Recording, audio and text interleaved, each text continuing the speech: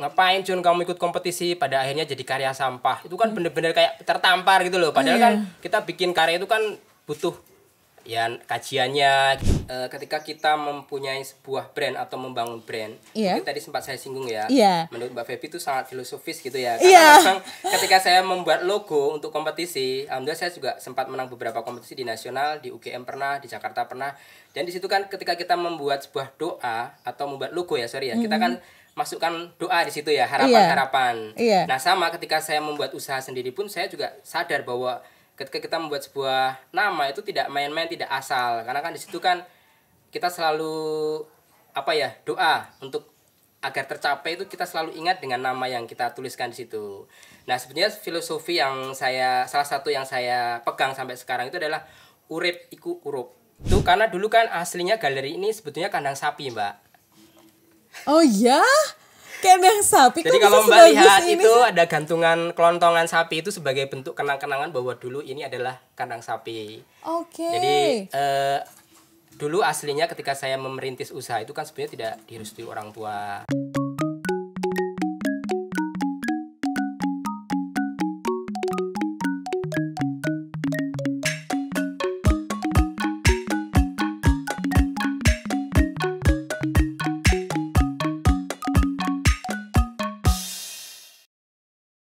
Assalamualaikum warahmatullahi wabarakatuh. Halo sahabat, tadi berjumpa kembali dengan saya Feby. Hasta la vista.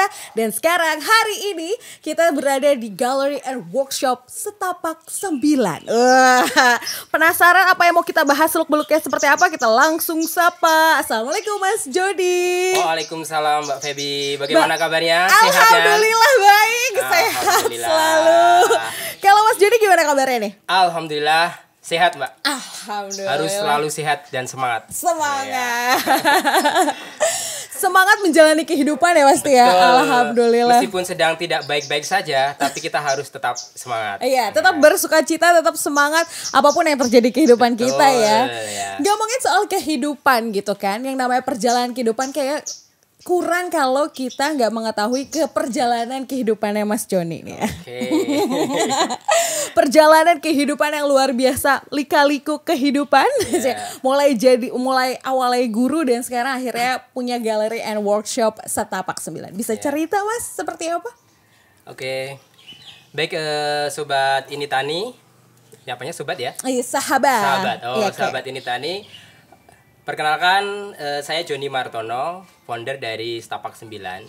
Jadi latar belakang saya, dulu ini saya seorang guru, Mbak. Jadi saya memang sekolah di seni rupa, pendidikan, dan saya ngajar di beberapa sekolah, salah satu sekolah favorit di Jogja, dan beberapa playgroup. Karena itu juga mempengaruhi dari akhirnya ketika saya membuat produk itu ada tema yang berhubungan dengan anak-anak kayak gitu. Oke. Jadi saya ngajar hampir sekitar 8 tahun ya kalau nggak salah ya, lebih kurang 8 tahun. Selain mengajar, saya memang hobi berkompetisi, Mbak. Jadi di luar jam mengajar, saya juga ikut kompetisi desain logo, kompetisi desain poster. Kemudian kalau Mbak Feby pernah lihat 99 Design, saya juga termasuk larut di situ dulu. Cuman karena untuk 99 Design atau logo turnamen di luar negeri itu kan calon konsumen kita itu kan orang luar. Jadi mereka online-nya malam hari. Sementara kita harus membuat desain logo itu pada malam hari. Sementara saya ngajar siang hari. Jadi itu pada suatu waktu saya akhirnya harus memutuskan saya tidak bisa mengikuti kompetisi logo ini lagi. Jadi saya ikut kompetisi-kompetisi yang masih bisa saya jalankan ketika saya di luar jam mengajar. Iya, karena kan pasti perbedaan jam antara di luar negeri sama di sini kan beda banget gitu ya. Waktu itu di kejuaraannya atau kompetisinya waktu itu di negara mana Mas kalau boleh tahu? Kalau di 99 atau logo turnamen itu kan semua negara ya, Mbak. Kita bisa kompetisi, jadi itu kita bersaing dengan berbagai negara. Baru nanti yang pemenang itu yang dapat duit gitulah, dapat dolar gitu. Wow. Tapi di lain itu saya juga ikut kompetisi desain logo di nasional. Saya juga ikut kompetisi kewirausahaan. Sampai akhirnya ada seorang teman yang mengkritik dan itu benar-benar kritikan itu menjadi motivasi saya gitu kan. Saya kan ikut kompetisi, menang. Setelah menang berhenti. Misalnya saya membuat sebuah inovasi produk. Nah, ketika produk itu jadi, ketika kompetisinya berakhir dan produk itu akhirnya mandek. Ya sudahlah gitu ya Mas ya, udah Nah, menang terus nggak ada eksekusi atau kontinuitas betul. selanjutnya gitu Nah, ya. teman saya mengkritik kayak gini, Mbak. Ngapain Jun kamu ikut kompetisi pada akhirnya jadi karya sampah. Itu kan bener-bener kayak tertampar gitu loh. Padahal kan kita bikin karya itu kan butuh ya kajiannya, kita harus cari apa ya kelemahan-kelemahannya sampai kita membuat sebuah formula untuk menciptakan sebuah produk inovasi. Iya. Pada waktu itu saya di tahun 2013 saya membuat inovasi produk dengan Oke. saudara sepupu saya tentang inovasi untuk karena saya sebagai guru yaitu alat untuk menciptakan memudahkan ketika memasukkan data nilai ke komputer. Nah, itu Oke. alhamdulillah pada waktu itu pesertanya ada 1.000 lebih dari Indonesia. Alhamdulillah saya 4 besarnya. Masya Allah. Dan dari situ saya mempunyai sebuah produk namanya Gasangkus, garisan angka fokus. Jadi garisan atau penggaris yang berfungsi untuk memfokuskan ketika kita memindahkan data nilai manual dari siswa itu. Karena saya guru kan dulu Iya, benar. berkecimpung nah dunia itu ketika masukkan nilai ke komputer itu kan repot Mbak, kadang cuma ditutupi kertas. Nah, akhirnya Iya, saya menciptakan alat penggaris itu yang tujuannya untuk memfokuskan. Makanya diberi nama Gasangkus, garisan angka fokus. Oke. Nah, dari situ waktu itu saya kan berdua timnya ya. Waktu itu dapat hadiah 30 juta. Wah, Cuma lumayan karena banget. selama itu ketika saya ngajar kan tidak pernah dapat uang langsung 30 juta kayak gitu kan. Jadi nggak siap ketika dapat uang itu. Jadi uangnya bukan untuk mengembangkan produk, tapi akhirnya habis untuk yang lain. lain. Ya. Oke, Akhirnya oke. kan inovasi itu mandek, Mbak. Oke. Jadi padahal ketika kita mau membuat inovasi produknya udah jadi. Ketika kita mau membuat masal itu kan kita perlu kerjasama lah, kita tidak bisa berdiri sendiri dengan keterbatasan dana. Oke. Akhirnya karya itu mandek dan saya yaitu dapat kritikan dari teman itu, saya mencoba inovasi-inovasi yang lain yang kira-kira bisa saya lanjutkan dengan biaya yang tidak terlalu banyak gitu. Sampai akhirnya saya menciptakan produk Stepping Stone yang Stepping Stone. dilatar belakangi dari setapak itu, Mbak. Makanya namanya kenapa setapak 9? Setapak 9 adalah setapak itu kalau di pertamanan itu adalah stepping atau jalan setapak. Oke. Cuman saya karena ingin memberi pembeda dari brand-brand yang sudah ada atau mungkin di pijakan taman di pasar itu tidak ada namanya, saya nge-brand produk saya itu dengan nama Setapak 9. Setapak itu adalah sebuah tahapan. 9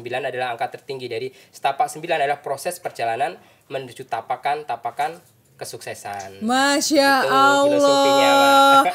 dalam banget ya filosofinya. Tapi betul ya, menuju impian tuh memang perlu langkah-langkah Ya. yang berani gitu, Ya. langkah-langkah yang perlu kenekatan, perlu analisis, Ya. perlu inovasi, penuh betul kreatif sekali. dan segala macam. Ya.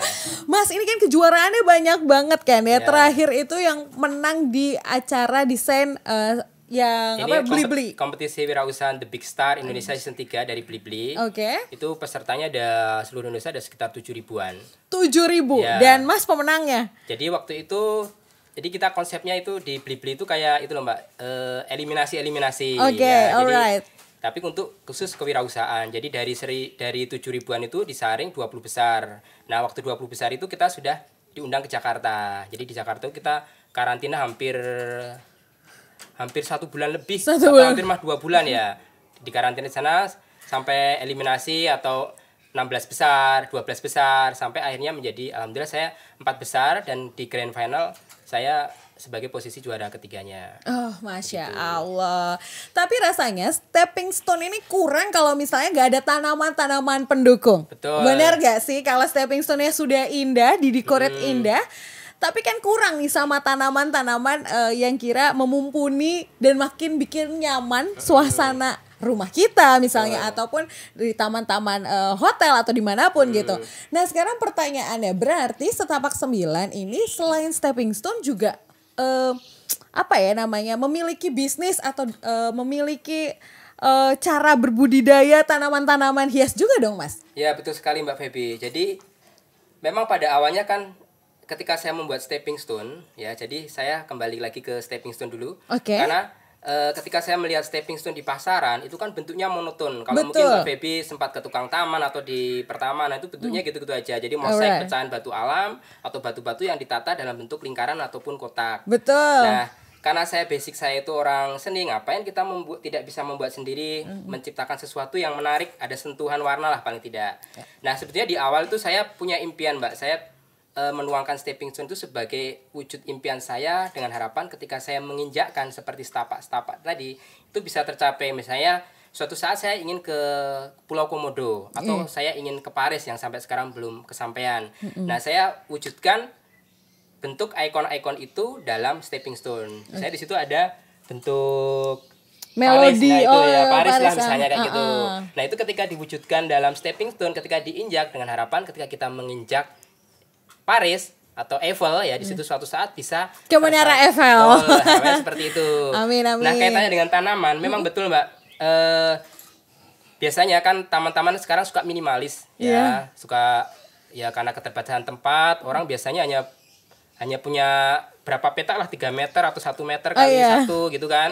Nah, biasanya mereka juga suka dengan tanaman-tanaman yang minimalis. Mungkin Mbak Feby sempat lihat tanaman Lee Kuan Yew ya di belakang saya ini. Alright, yang tadinya saya karena memang saya senang ya tanaman yang minimalis konsepnya gitu ya. Karena sini kan sudah terlalu rame. Nah, saya punya ide bagaimana kok di dinding itu saya beri tanaman Lee Kuan Yew atau dulu ada yang nyebut janda merana. Ada yang nyebutnya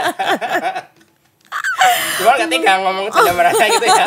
Jadi tanaman Lee Kuan Yew itu ternyata banyak peminatnya ketika saya upload, saya posting di Instagram maupun saya bikin konten di YouTube, ternyata peminatnya banyak. Nah, akhirnya saya mengembangkan ya salah satu tanaman Lee Kuan Yew itu, Mbak. Lee Kuan Yew, dan happening banget tuh di mana-mana kalau search ya sahabat tani, Lee Kuan Yew yang keluar pasti setapak 9.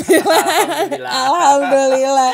Tapi sebelum kita nanti ke segmen berbudi dan berkarya tentang berbudi dan berkarya tentang tanaman-tanaman gitu kan ya, tentang hasil karyanya Mas Joni gitu. Feby penasaran gitu, ada nggak sih prinsip-prinsip kehidupan yang selama ini selalu dipegang dan jadi apa ya, petuah Mas Doni untuk melangkah menuju impian-impian Mas Doni? Oh, betul sekali Mbak. Jadi ketika kita mempunyai sebuah brand atau membangun brand, mungkin tadi sempat saya singgung ya. Menurut Mbak Feby itu sangat filosofis gitu ya. Karena memang ketika saya membuat logo untuk kompetisi, alhamdulillah saya juga sempat menang beberapa kompetisi di nasional, di UGM pernah, di Jakarta pernah. Dan di situ kan ketika kita membuat sebuah doa atau membuat logo ya, kita kan masukkan doa di situ ya, harapan-harapan. Nah, sama ketika saya membuat usaha sendiri pun saya juga sadar bahwa ketika kita membuat sebuah nama itu tidak main-main, tidak asal. Karena kan di situ kan kita selalu doa untuk agar tercapai itu kita selalu ingat dengan nama yang kita tuliskan di situ. Nah, sebenarnya filosofi yang salah satu yang saya pegang sampai sekarang itu adalah urip iku urup. Ya. Urip iku urup. Ya, atau hidup itu nyala. Itu adalah salah satu filosofi dalam ajaran Sunan Kalijogo yang sangat populer ya, bahwa hidup itu semakin menyala itu semakin baik. Artinya di sini saya menyala itu selain semangat juga menginspirasi. Makanya logo Setapak 9 kan menyala, Mbak. Iya kayak lightning gitu, bercahaya gitu. Inspirasi kayak gitu. Jadi memang filosofi itu saya wujudkan dalam logo di sini. Jadi maksudnya adalah ini adalah lampu. Lampu itu juga bisa diartikan sebagai menyala atau menginspirasi, memberi pencerahan. Ya meskipun saya juga masih dalam tahap belajar ya, paling tidak memberi pencerahan yang istilahnya saya belajar lebih dulu lah. Untuk yang belum tahu, ini loh yang pernah saya lakukan kayak gitu. Jadi memang kemudian saya memberi ikon kupu-kupu di sini ada sebuah proses perjalanan metamorfosis, Mbak. Jadi kalau ditanya filosofi, yang paling mendasar adalah urip iku urup, hidup itu nyala. Semakin kita menyala, memberi inspirasi itu nanti juga akan kembali ke kita. Kita mungkin memberi sesuatu itu dengan cuma-cuma atau karena kita kebisaannya itu ya kita beri itu. Tapi pada akhirnya kan akan timbal balik, oh ternyata orang mempercayakan saya untuk merawat ini, untuk membeli produk ini. Seperti itu, Mbak. Wow, sahabat tani luar biasa banget ya. Jadi kita hidup itu harus memberi cahaya bagi orang. Versinya kita memberikan, maksudnya sebisa kita. Betul. Gitu ya. Wow, Mas Joni luar biasa. Tapi menarik, indah banget ini kan ya kan kalau ngomongin Setapak 9. Kenapa? Karena begitu inspirasi desainnya tuh lucu-lucu gitu. Ada yang tadi impiannya ke Paris, ada yang hewan-hewan. Itu tuh proses pembuatannya berapa lama sih, Mas, kalau boleh tahu? Jadi untuk proses itu sebetulnya karena ini kan proses tahapannya itu ada proses perendaman, Mbak. Jadi biasanya awalnya kita memang saya pribadi ya, dulu kan saya ketika masih saya sendiri, itu kan saya desain dulu. Jadi apa yang saya suka, saya wujudkan kayak gitu. Cuman pada akhirnya kan kita harus mengikuti konsumen. Iya. Ya, jadi konsumen maunya custom seperti ini, Mas. Alhamdulillah sekarang sudah ada tim, jadi sudah lebih mudah mengerjakannya. Biasanya sih prosesnya 2 minggu, Mbak. Jadi desain dikirim dari konsumen, kemudian tim kami atau saya sendiri, kalau rumit biasanya yang mengerjakan saya sendiri untuk desain. Kalau simple ada tim kami yang mengerjakan, jadi kita desain. Kemudian kalau sudah di ACC baru kita wujudkan ke dalam bentuk cetakan adonan itu. Dan cetakan itu ketika kita buat campuran itu paling nggak butuh 1 hari 1 malam. Setelah itu direndam, baru setelah kering diampas, dibersihkan, baru diproses finishing. Jadi biasanya saya memberi toleransi 1 minggu sampai 2 minggu, tapi rata-rata 2 minggu. 2 minggu ya. Tapi dengar-dengar juga ya Mas, waktu pas pertama kali gitu ya bikin stepping stone gitu ya, atas setapak gitu ya untuk buat jalan kita di taman-taman itu, malah nggak kepikiran juga sampai ada orang daerah luar, maksudnya orang daerah Malang untuk pemesan order setapak di awal-awal gitu ya. Iya, betul. Ya, setapak 9 ini gitu. Jadi memang betul Mbak. Jadi awalnya karena saya kan membuat stepping stone itu secara bentuk memang saya masukkan unsur seni karena saya dulu kan guru seni rupa. Guru seni rupa ya. Jadi saya memberi sentuhan warna-warna ataupun bentuk-bentuk yang lebih menarik lah, yang kira-kira lebih disukai anak-anak ataupun orang tua yang akan mempunyai taman atau membangun taman. Nah, pada awalnya untuk berat itu kita standar Mbak, seperti yang ada di pasaran. Satu pieces atau satu stepping stone itu dengan ketebalan 5 cm, diameter 30 itu sekitar 5 kilo. Cuma saya berpikir waktu itu saya nggak kepikiran bagaimana ketika ini ongkirnya keluar kota, keluar pulau, itu nggak terpikirkan. Karena ada suatu hari, benar ada dari Malang itu sempat DM di IG ya, Mbak, Mas bisa nggak pesan stepping stone seperti ini untuk ke Malang? Atau kalau kekirim ke Malang ongkirnya berapa? Nah saya jadi mikir, ini ongkir dengan biaya harga stepping stone mah lebih mahal ongkirnya. Nah dari situ saya ngulik lagi bagaimana sih membuat suatu stepping stone yang kuat, tahan lama, dan tidak pecah. Alhamdulillah ketika saya belajar sana sini, alhamdulillah menemukan formula sendiri, formula yang tepat yang gitu tepat, ya, yang ringan tapi bisa kuat untuk beban 60 kilo atau orang dewasa itu masih aman lah, seperti itu. Tapi juga mungkin sahabat tani penasaran berapa sih harganya kalau kita mau beli setapak yang didesain oleh Mas Joni? Jadi biasanya kita menjual itu satu stepping stone itu 150.000 sampai, kalau kita kan juga Mbak, ada yang wall decor sampai 500.000. Karena pada akhirnya konsumen tuh sayang untuk menginjak sesuatu stepping stone yang berwarna-warni cantik kayak gitu kan. Mereka akhirnya memilih untuk wall decor, jadi untuk hiasan kayak gitu. Seperti itu Mbak. Jadi rata-rata sih mulai 150. Kalau untuk stepping stone sampai 250, untuk wall decor sampai 500. Per pieces berarti ya, per pieces. Kayak gitu. Alhamdulillah sih selama ini sudah kita ngirim untuk di Indonesia paling jauh sampai ke Lauk Semawe Aceh. Untuk di luar negeri alhamdulillah pernah ke Amerika di Louisiana atau mana ya, kota apa, pokoknya salah satu di negara bagian di Amerika Serikat. Alhamdulillah pernah ngirim ke sana. Masya Allah, alhamdulillah. Tapi benar tadi sempat Feby jabarkan juga bahwa kalau misalnya ngomongin soal setapak atau stepping stone tuh nggak ada penghias tanaman, pecantik tanaman hiasnya. Betul. Tadi juga sempat kita membahas kalau dihias harus ada janda merananya dulu ya. Salah satunya gitu kan. Itu belajarnya memang dari awal, itu belajar ketika ini kayak cocok gitu. Itu belajarnya dari awal lagi atau bagaimana pada saat itu Mas? Yang stepping stone itu? Bukan, justru yang yang Lee Kuan Yew. Ya, betul. Jadi memang Lee Kuan Yew itu karena dulu kan aslinya galeri ini sebetulnya kandang sapi, Mbak. Oh ya? Kandang sapi. Jadi kalau Mbak lihat itu ada gantungan kelontongan sapi itu sebagai bentuk kenang-kenangan bahwa dulu ini adalah kandang sapi. Jadi dulu aslinya ketika saya merintis usaha itu kan sebetulnya tidak direstui orang tua. Jadi ini sebetulnya kandang sapi dan kandang ayam. Di situ hanya sekitar 2 meter ke belakang itu saya memang sudah membuat studio kecil di sini. Cuma karena saya sadar brand, saya sudah memberi nama meskipun ini di belakang kandang sapi, kandang ayam, itu saya beri nama galeri. Pernah orang kesini tuh kecelek gitu ya Mbak, dalam bahasa Jawa nih, kaget loh. Katanya galeri kok ternyata di sini kandang sapi, banyak telek ayamnya. Padahal ketika masuk di situ, ternyata betul di situ. Ada gitu ya. Jadi memang karena dulu tempatnya sempit, saya berpikir bagaimana ya dinding di sini itu tertutup tapi tidak merusak dinding gitu kan Mbak. Karena kalau tanaman dolar, Mbak Feby pernah lihat, dolar yang merambat itu dia mencengkeram di tembok itu sehingga tembok itu bisa rusak gitu loh. Nah, kalau tanaman likuanyu ini kan diletakkan di dalam ambalan atau pot di atas yang ditaruh di atas, kemudian kita juntaikan.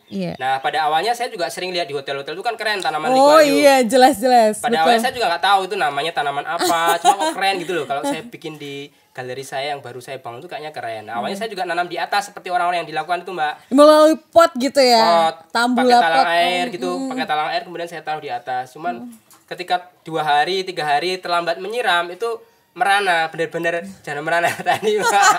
Nah, dari situ saya lihat di mana gitu ya. Ternyata bisa ditanam di tanah. Nah, saya kembangkan akhirnya ide itu, kemudian ide yang sudah saya buat dengan menggunakan talang air yang diklaim dengan menggunakan besi.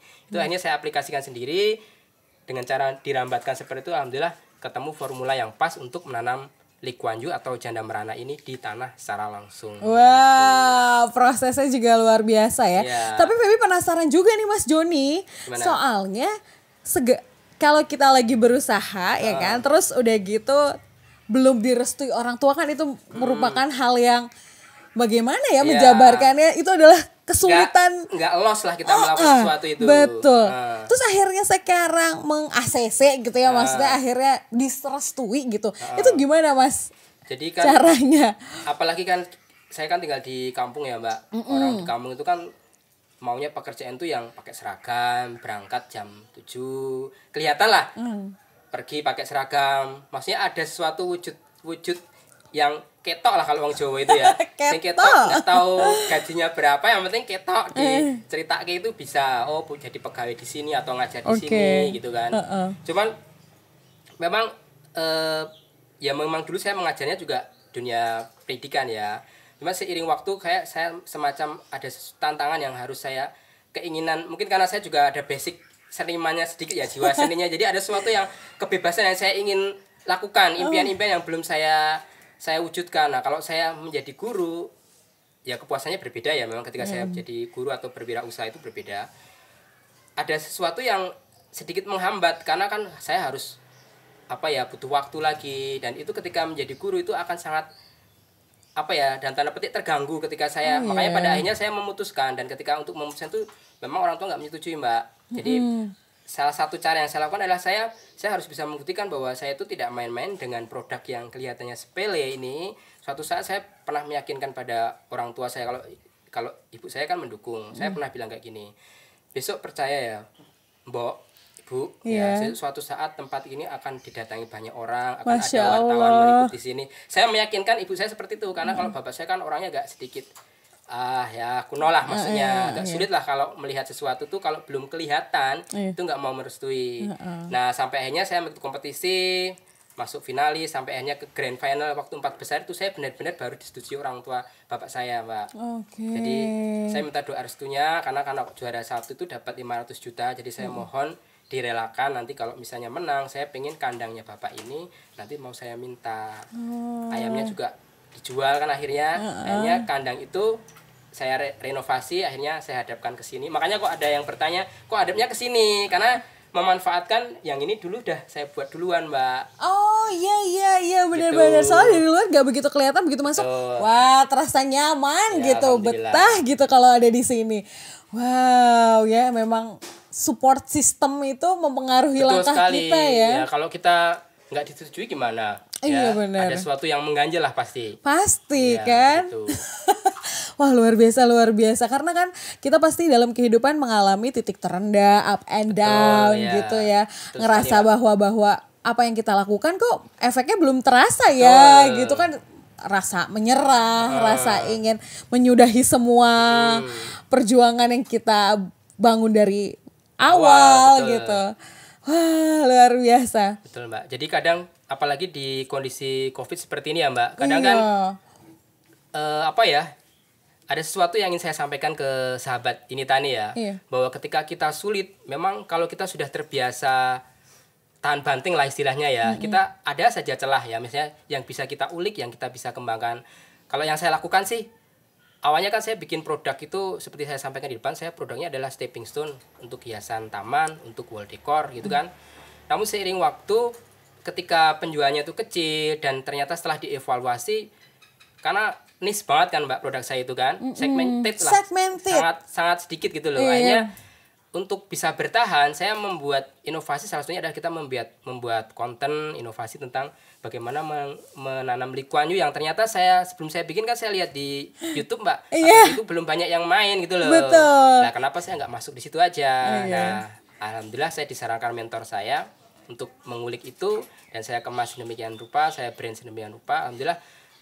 Dan mungkin juga Mbak Feby juga melihat bahwa Setapak 9 Lee Kuan Yew gitu, berarti alhamdulillah salah satu brand untuk nge-brand Lee Kuan Yew Setapak 9 alhamdulillah sedikit berhasil lah. Alhamdulillah. Yang saya rasakan sekarang gitu. Karena selain produk stepping stone, akhirnya muncul produk-produk baru Mbak yang berangkat dari Lee Kuan Yew itu, misalnya pupuk, kemudian pupuk? Ya, saya membuat inovasi pupuk, kemudian untuk alat yang bisa untuk menjepit talang air ketika kita memasang talang air untuk rambatan Lee Kuan Yew itu biar lebih mudah. Wow. Jadi peluang bisnis jadi tambah banyak ya Mbak, terbuka gitu. Jadi kesempatan untuk channel-channel yang lain semakin luas lah. Makin luas, Masya Allah. Udah dibukain lah jalannya ya Mas ya, Masya Allah, alhamdulillah. Tapi Pak Wi juga penasaran, katanya selain Lee Kuan Yew juga nanti ada project kedepannya untuk mau Jaiton juga gitu. Betul. Jadi segala sesuatu Mas explore gitu. Betul. Oke, nah kalau misalnya kita balik lagi ke Janda Merana, kasihan dari tadi udah disapa mulu tapi nggak kita bahas lebih dalam lagi. Sekarang kita bahas Lee Kuan Yew. Lee Kuan Yew karena dia kata Janda, oh pantesan saya sering di ghosting. Jadi sering di ghosting, jadi dia kayak gitu tuh. Nah ini kan Feby sempat lihat juga ada beberapa di hotel atau di beberapa di rumah-rumah komplek misalnya gitu kan, memang potnya di atas gitu, jarang di tanah gitu. Apa sih kelebihan dan kekurangannya ketika kita nanam di atas sama di bawah gitu? Jadi, karena kan pasti lebih sulit ngejuntainya nggak sih gitu. Kalau Feby kan pikirannya awamnya adalah ketika di bawah juntainya akan lebih sulit, harus ada penopang juga gitu. Betul sekali. Karena kan jadi tidak alami kan sepertinya gitu. Jadi betul Mbak, sebetulnya sama sih waktu saya ketika belum mengenal Lee Kuan Yew itu lebih jauh. Jadi memang saya tertarik tanaman Lee Kuan Yew itu di hotel-hotel kan banyak ya sekarang, atau kafe-kafe yang kekinian itu kan pasti ada Lee Kuan Yew gitu kan. Saya juga tertarik di beberapa hotel di Jogja itu tanaman Lee Kuan Yew itu, saya berpikir piye yo nandure, bagaimana ya nanamnya ya. Saya kan berpikir kayak gitu. Jadi memang sebetulnya ya saya rasa orang awam atau orang umum akan melihat sesuatu yang indah saja, tapi kan tidak tahu bagaimana sih cara menanam yang benar. Taunya menanam asal tanam aja.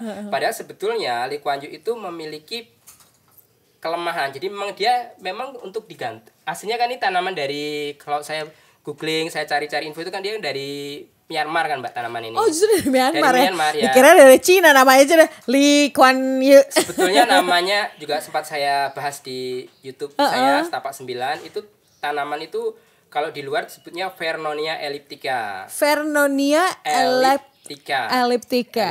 Karena dia kan bentuknya elips, bentuknya lonjong kayak gitu ya. Cuman mungkin lidah orang Indonesia, orang Jawa untuk nyebut Vernonia elliptica itu kan susah gitu kan.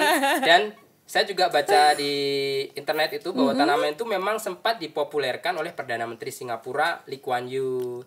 Jadi di Singapura itu ada sebuah proyek Garden City, di sana menanam tanaman untuk vertical garden itu salah satunya adalah Lee Kuan Yew. Dan menanam Lee Kuan Yew itu ternyata berhasil konsep vertical garden yang di sana itu. Nah mungkin tanaman itu akhirnya tiba ke Indonesia, nggak tahu yang memulai dari siapa, tanaman itu hanya kesebutnya tanaman Lee Kuan Yew kayak gitu. Nah memang orang akan menanam di pot karena taunya umumnya ya di pot. Cuma dengan cara seperti itu tidak efektif Mbak, karena seiring waktu tanaman Lee Kuan Yew itu dia semakin besar, akarnya semakin banyak, nutrisinya juga butuh banyak. Sementara kalau potnya kecil itu otomatis kan dia tidak maksimal. Mbak Feby bisa aja nanam Lee Kuan Yew di pot seperti itu. Coba tanam sekitar 2 bulan, 3 bulan atau paling maksimal 7 bulan. Itu pasti pertumbuhannya akan kecil kayak gitu. Karena dia nutrisinya tak terpenuhi. Betul, dan pot itu udah penuh dengan akar. Kalau coba dibuka itu udah penuh akar semua kayak gitu. Nah, memang untuk menjuntaikan itu ada tekniknya Mbak. Jadi kita tanam di bawah. Jadi dia Lee Kuan Yew itu memang idealnya kena sinar matahari seperti inilah, minimal 6 jam lah.